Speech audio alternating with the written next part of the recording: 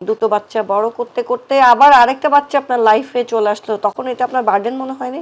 ও আমার সাথে কখনো বাচ্চামি ট্রিট করে। আপনাকে দেখলে বা আপনার স্ট্যাটাস দেখলে বা আপনার ব্যাকগ্রাউন্ড দেখলে আপনি এখনো ক্যান্টনমেন্টে আছেন, মানে আপনার হাজবেন্ড মেবি এক্স আর্মি বা এরকম কিছু, তো এরকম একটা ব্যাকগ্রাউন্ড থেকে আপনি যখন একদমই, মামুনকে আমি বলবো সাধারণ পরিবারের ছেলে, তো এরকম একটা সাধারণ পরিবারের ছেলেকে পিক করলেন ভালোবাসার মানুষ হিসেবে, তো তখন আপনার কি মনে হয় না যে এটা আমি কেন করলাম? আমার আসলে কখনোই মনে হয়নি এটা কেন করলাম, মানে এই ব্যবধানটা কিছুতে এই যায় আসে না? ব্যবধানটা যায় আসতো যদি আমি আসলে এমন একটা স্টেজে যখন ছিলাম, যখন আমি খুব লোনলি সিঙ্গেল মাদার ছিলাম এবং সমস্ত কিছু নিয়ে আমি খুব পেরেশানির মধ্যে ছিলাম যে আমার লাইফে কি হতে যাচ্ছে, কি হবে, অ্যান্ড আমার বাচ্চাদের কি হবে, আমি কতটুকু কনসেন্ট্রেট করব।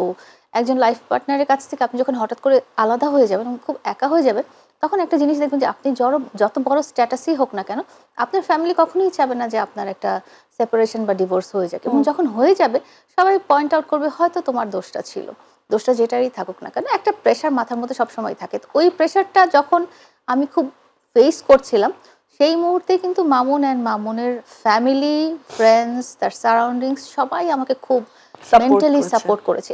আপনি বলছিলেন যে সিঙ্গেল মাদার হিসেবে বাচ্চাদের বড় করছিলেন, তো দুটো বাচ্চা বড় করতে করতে আবার আরেকটা বাচ্চা আপনার লাইফে চলে আসলো, তখন এটা আপনার বার্ডেন মনে হয়নি? ও আমার সাথে কখনো বাচ্চামি ট্রিট করে নাই, ও আমাকে অনেক গাইড করেছে। কিন্তু আপনি তো তাকে অনেক প্যাম্পার করতেন, আমি যেটা দেখেছি। প্যাম্পার করতাম, আমি ইভেন আমার লাইফে যারা আছে, বন্ধু বান্ধব যারা, সবাইকে প্যাম্পার করি আমি। তারা কি আপনাকে আরামে রাখে? হ্যাঁ,